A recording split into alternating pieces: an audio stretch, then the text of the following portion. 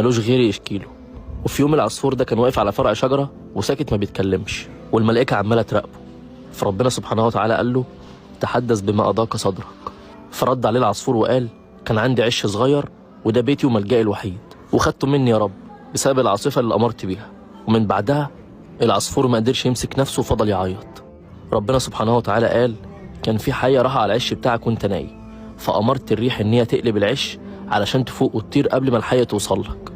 العصفور بعد ما سمع اللي حصل بقى مصدوم، وفضل يشكر ربنا على رحمته ولطفه بيه من حجم البلاء اللي كان هيقع فيه لولا ستر ربنا. اوعى تزعل في يوم لو ربنا منع عنك حاجة انت بتحبها، لانك ما عندكش فكرة ومنعها عنك ليه. انا هقولك ليه. الشركة اللي انت كنت شغال فيها طلع بتهرب مخدرات في عربيات النقل بتاعتها اللي انت اصلا شغال على العربية منهم، وقبضوا على كل السواقين والعمال اللي كانوا في الشركة. ده غير ان الشركة نفسها اتقفلت.